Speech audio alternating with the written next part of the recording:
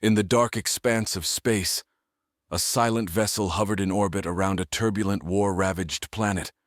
Its hull, coated with an advanced cloaking material, rendered it invisible to the naked eye and most sensors. Inside, General Shilak of the Venari Empire watched intently through the visual enhancers, his eyes reflecting the chaos unfolding below on the planet's surface.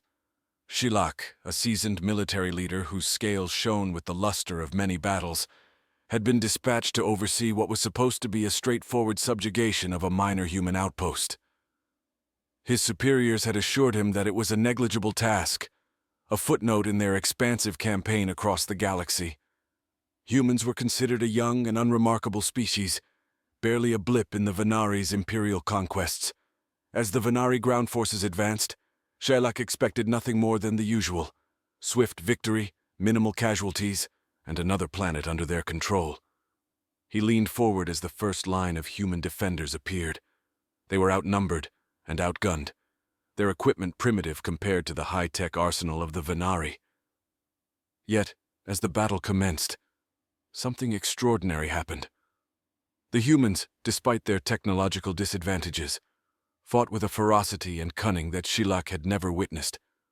They utilized the terrain to their advantage, setting traps and ambushes that delayed and disoriented the Venari forces. Each human soldier fought as if driven by a personal vendetta against the universe, their faces set in determined lines, their movements both desperate and deliberate. As the battle waged on, Shilak observed a young human sergeant rallying her troops after a Venari onslaught had scattered them. With her arm bloodied and her armor scorched, she stood defiant, her voice cutting through the chaos to inspire her comrades. They regrouped, launched a counterattack, and managed to push the Venari back, a feat that should have been impossible given the circumstances. Shilak found himself leaning closer, his tail flicking with involuntary admiration. These humans were not merely surviving, they were adapting and overcoming. They displayed a tenacity and a knack for improvisation that his own people, bound by strict codes and strategies, often lacked.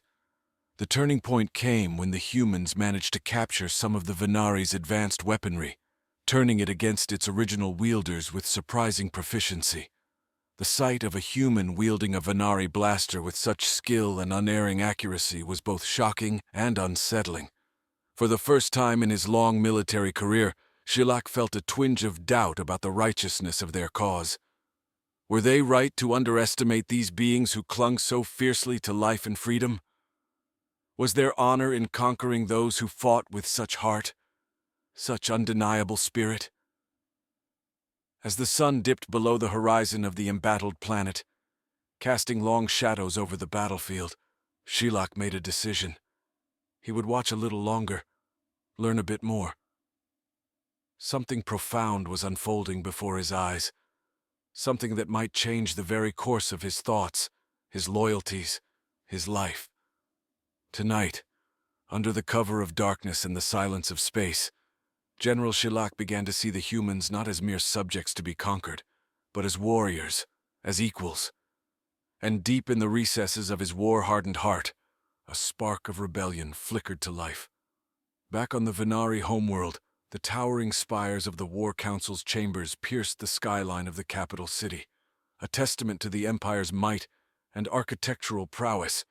General Shilak, fresh from the unexpected revelations of the human battlefield, entered the chambers with a gait less assured than usual. His scales, usually a bright, intimidating silver, seemed dulled under the weight of his thoughts. The War Council, an assembly of the most esteemed military leaders and strategists of the Venari, awaited his report with the customary air of triumph. They anticipated tales of victory, another testament to their empire's unstoppable march across the stars. Shilak approached the central podium, the eyes of his peers upon him, each pair reflecting a universe of conquests. As he began his debriefing, Shilak's voice, typically resonant and commanding, carried a new timbre, hesitation mixed with conviction. He recounted the battle not with the dry detachment of a general reporting a victory, but with the keen intensity of someone profoundly affected by what he had witnessed.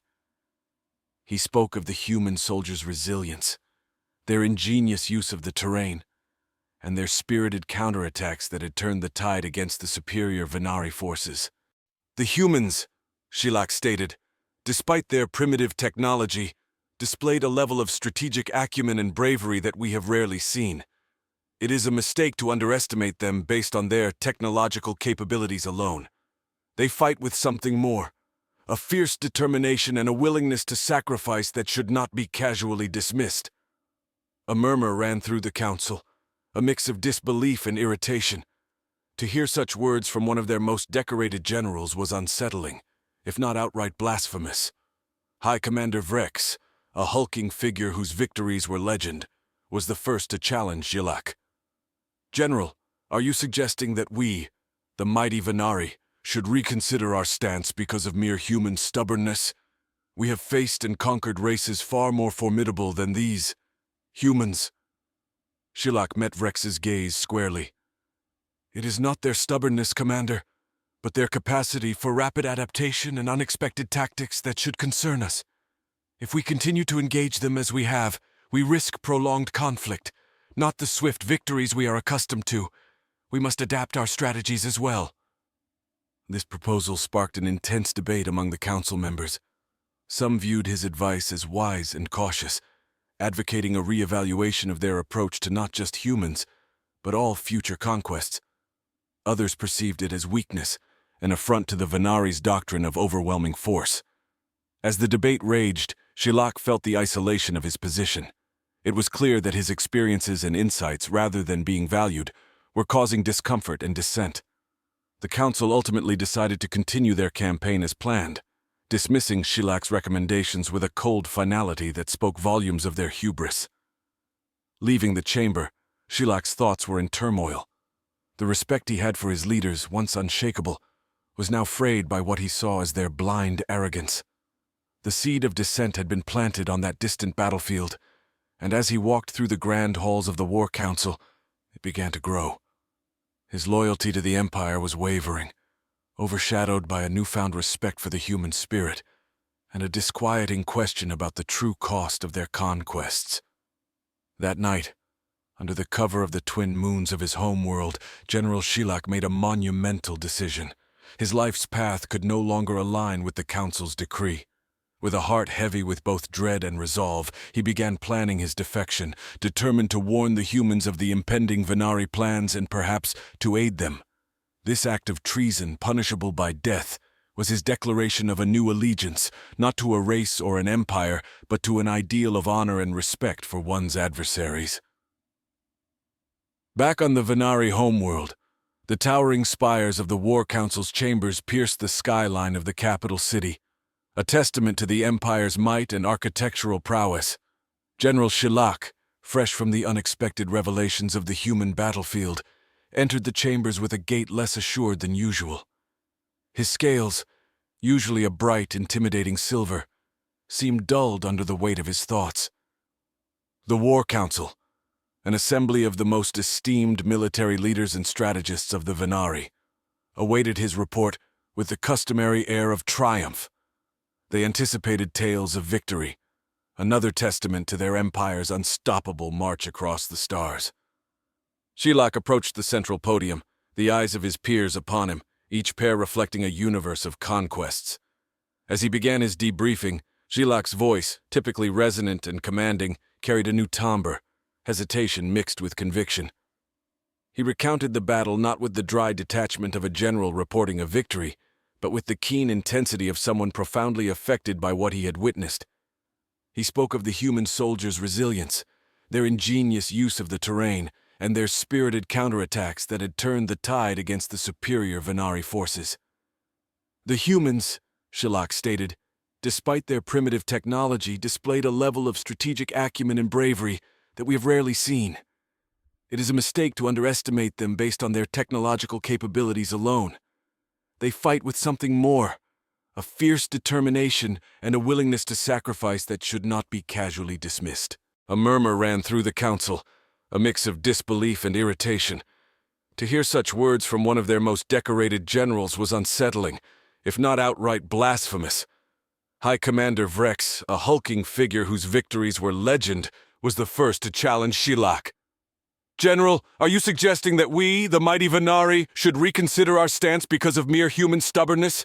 We have faced and conquered races far more formidable than these humans.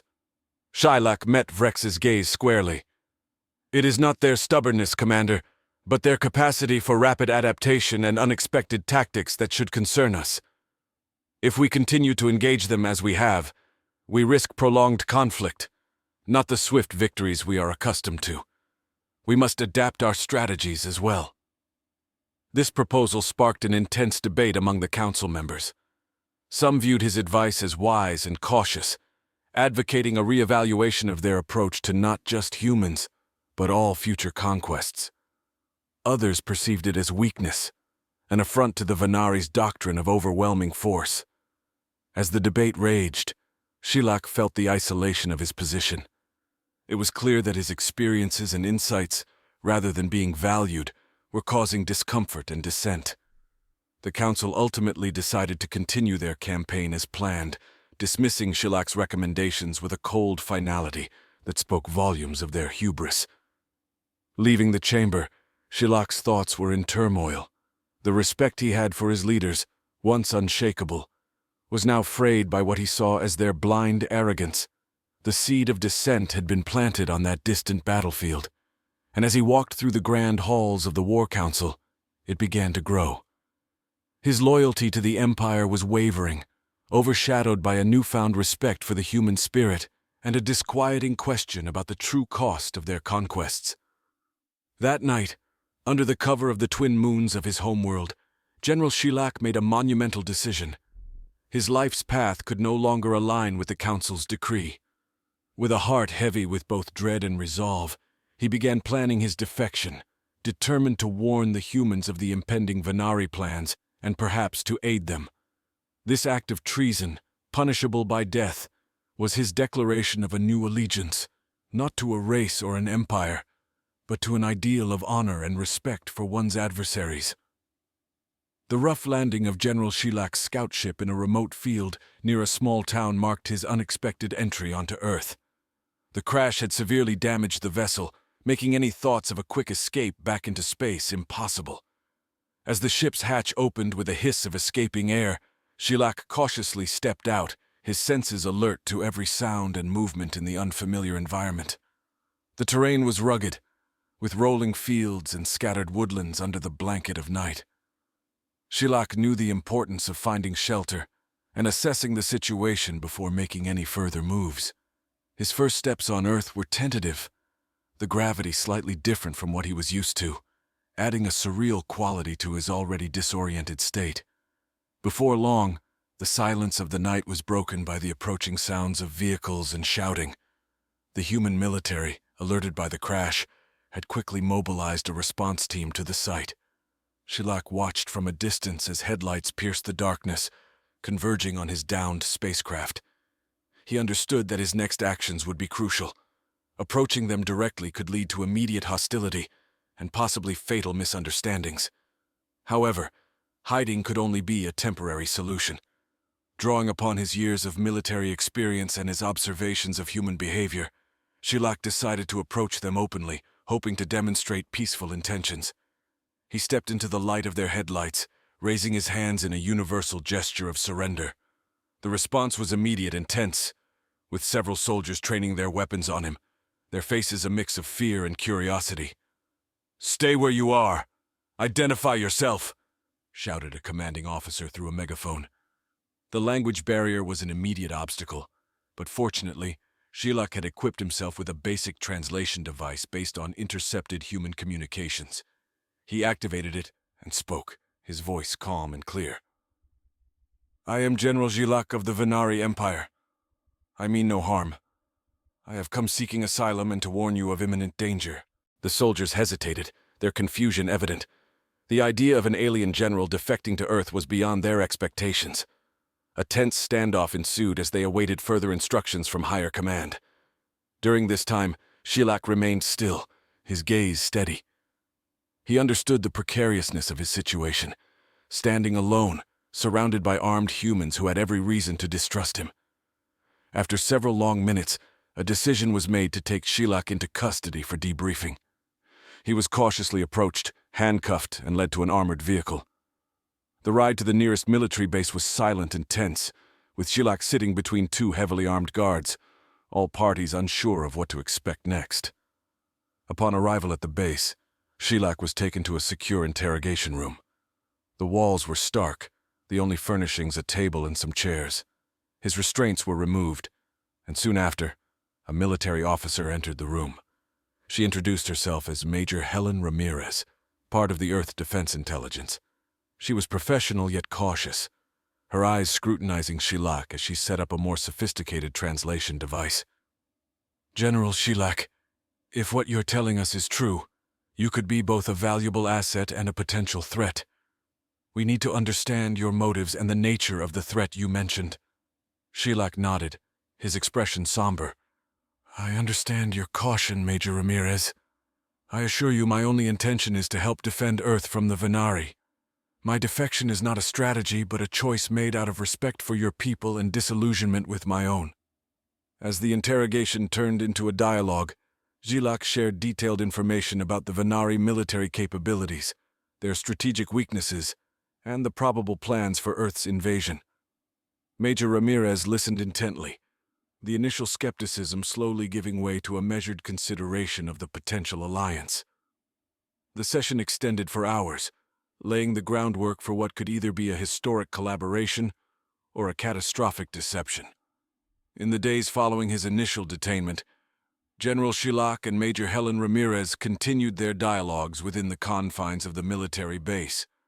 Their conversations became more nuanced as they delved deeper into tactical discussions and the shared objective of defending Earth against potential Venari aggression. The military leadership, intrigued yet wary of Shilak's claims, decided to utilize his knowledge in a controlled manner.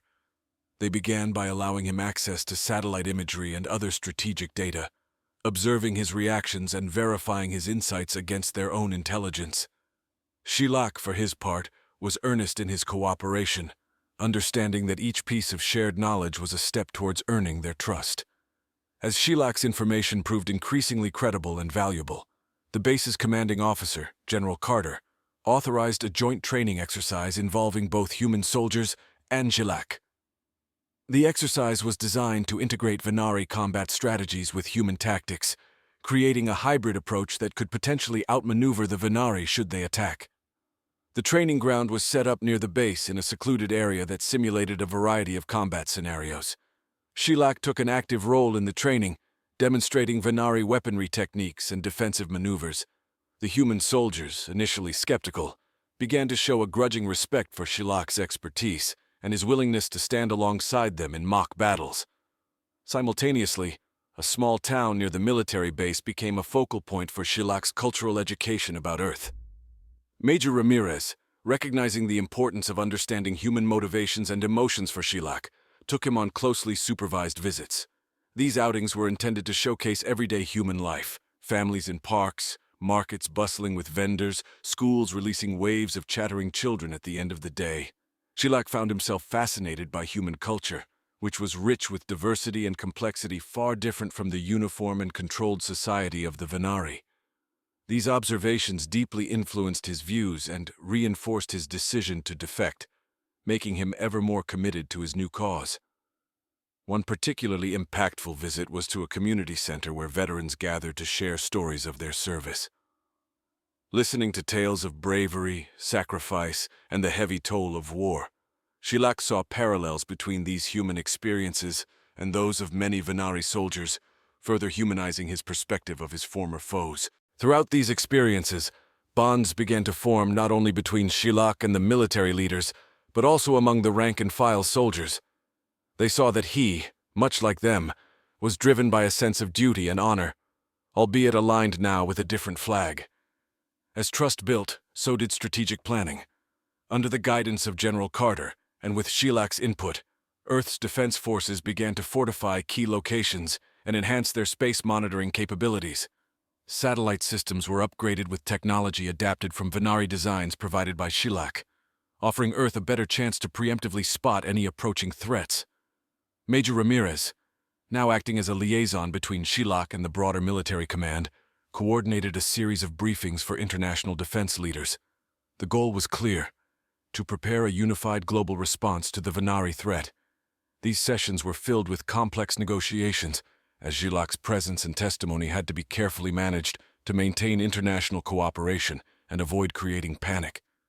Through these combined efforts, tactical, cultural, and diplomatic, Earth slowly transformed from a divided planet of independent nations into a more unified entity, at least in terms of its defense strategy. Gilac watched this transformation with a mixture of pride and astonishment, realizing that his initial respect for human resilience was only the beginning of what he might learn from humanity. As the Earth's unified defenses began to coalesce under the guidance of Gilac and the international military leadership, an unexpected alert hastened their preparations. Early one morning, Earth's newly enhanced satellite system, incorporating Venari technology, detected an incoming fleet on the outer edges of the solar system. It was smaller than expected, a scouting party perhaps, but undeniably Venari. The reality of the threat Gilac had warned about was no longer theoretical. It was imminent. General Carter convened an emergency meeting, summoning Gilac, Major Ramirez, and other key military strategists to the Global Defense Command Center. The atmosphere was tense as they assessed the situation. The Venari fleet was advancing steadily, their trajectory suggesting an intent to establish a forward operating base likely on the Moon or in orbit around Earth. Time was short, and the decisions made in the next few hours would be critical. Gilac, standing before the assembled leaders, detailed potential Venari strategies and their likely first moves. They will attempt to secure orbital superiority before launching ground operations, he explained. If they succeed in establishing themselves in orbit, they will be able to deploy troops and weaponry at will. We must prevent that. He proposed a daring countermeasure, a preemptive strike using a squadron of specially equipped stealth fighters that could, hopefully, take the Venari by surprise. These fighters would be equipped with the latest Earth-Venari hybrid technology, capable of breaching Venari shields that were previously impenetrable to Earth weapons. General Carter approved the plan, and preparations began at once. Pilots were briefed, and ground crews worked feverishly to ready the aircraft. The mood among the troops was a mix of nervous energy and determined resolve. They were about to engage in the first real test of their newly unified defense capabilities. As the fighters launched from their secret bases, Gilac and the command team monitored the operation from the Global Defense Command Center. The tension was palpable as they waited for the first reports to come in. After what seemed like an eternity, the communications officer relayed the news. The initial strike had been a success. Venari shields had been breached, and their lead ship was severely damaged. Cheers erupted in the command center, but Gilac remained focused on the screens. The battle was far from over. The Venari, caught off guard, scrambled to retaliate. They launched a series of counterstrikes, targeting Earth's satellite defenses. Gilac's intimate knowledge of Venari tactics allowed Earth forces to anticipate and counter these moves effectively. The battle raged in orbit, a deadly dance of maneuver and countermaneuver. On the ground, Major Ramirez coordinated the global response, ensuring that all Earth forces were engaged in a unified defense strategy. Communications between different international units were seamless, a testament to the months of preparation and training. As the orbital battle reached its climax, Gilac proposed another risky maneuver. A small team, including himself, would board one of the damaged Venari cruisers using a captured Venari shuttle. Their mission was to retrieve any intelligence on further Venari plans and, if possible, to sabotage the cruiser's core systems. The operation was perilous, but it succeeded. Gilac and his team managed to infiltrate the cruiser, gather valuable data, and set charges that, when detonated, disabled the cruiser permanently. The successful sabotage caused a chain reaction among the Venari fleet, who without one of their main ships began to falter. Back on Earth, the victory was met with a mixture of jubilation and relief. The immediate threat had been neutralized, but everyone knew this was just the first encounter of what might become a prolonged conflict. However, the successful defense against the Venari's first strike had galvanized Earth's forces, fostering a newfound sense of unity and strength. Gilac, once a feared Venari general, now stood among human soldiers as a respected ally. His actions not only saved countless lives, but also proved that Earth was capable of defending itself against a superior alien force, provided they stood united. As they prepared for the next phase, the bonds formed in the heat of battle were now their greatest asset. The aftermath of the orbital battle marked a turning point for Earth's defense against the Venari threat. The successful repulsion of the Venari scouting party had provided Earth's military with critical combat experience and invaluable confidence. Under the guidance of General Shelock and the leadership of General Carter and Major Ramirez, Earth's forces began to consolidate and expand their capabilities, preparing for what many believed was the inevitable next wave of Venari aggression. General Shelock, now fully embraced as a key strategic advisor, led a series of debriefing sessions where he shared further insights into Venari tactics and weaknesses. This information was used to refine Earth's military training programs, integrating advanced Venari combat techniques with human ingenuity. Training simulations and drills became routine, ensuring that every soldier was as prepared as possible for future conflicts. Meanwhile, the data retrieved by Shelock from the Venari cruiser provided crucial intelligence. It revealed that while the Venari had not expected such stiff resistance from Earth, they were now regrouping and planning a much larger assault. This looming threat galvanized international cooperation, as leaders and citizens alike realized the necessity of standing united against a common enemy. Recognizing the need for a broader strategy that included non-military measures, Major Ramirez spearheaded diplomatic efforts to secure alliances with other planetary systems that had also felt the pressure of Venari expansion.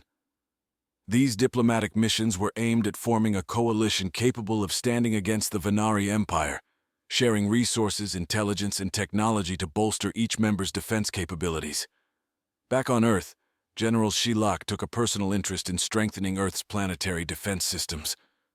He worked closely with engineers and scientists, combining Venari technology with human innovation to create a network of satellites and ground-based defenses that could shield the planet from future Venari strikes. This new defense network was not just a tactical asset, but also a symbol of Earth's newfound technological prowess and resilience. As the preparations advanced, the global mood shifted from one of fear to one of cautious optimism. The population, once fearful of the alien threat, now rallied behind their defenders, with communities across the globe supporting the war effort in various ways. This unity was further solidified by public appearances and speeches by Shelock, who shared his story and his belief in Earth's right to freedom and self-determination. The climax of this preparatory phase came when the Venari launched their anticipated full-scale assault. This time, Earth was ready. The battle was fierce and far-reaching, spanning the void of space to the upper atmosphere. Thanks to the upgraded defenses and the strategies devised by Shelock and Earth's military leaders, the Venari forces found themselves outmaneuvered at every turn. Earth's forces, now adept in Venari combat tactics, were able to exploit their enemies' overconfidence and reliance on conventional strategies. The decisive moment came when Shelock, utilizing his deep knowledge of Venari command protocols, aided in orchestrating a feint that drew the Venari fleet into a vulnerable position. Earth's forces launched a coordinated attack that resulted in a catastrophic loss for the Venari, effectively crippling their operational capabilities in the solar system. In the aftermath of this resounding victory, the Venari were forced to seek peace. Negotiations began, mediated by the newly formed interplanetary coalition. Shelock played a crucial role in these talks, advocating for a treaty that would ensure the security of Earth and its allies against future aggression. With the treaty signed, Earth experienced a period of reconstruction and renewal. Shelock, having been pivotal in the defense of the planet, chose to remain on Earth, dedicating himself to fostering peace and understanding between different cultures. His presence on Earth served as a lasting testament to the potential for change and the power of unity in the face of adversity. As peace settled over the planet, the people of Earth celebrated their hard-won freedom. They honored those who had fought and those who had fallen. The memory of the conflict served as a sobering reminder of the cost of liberty, but also as an inspiring example of what can be achieved when humanity stands together, resilient and indomitable.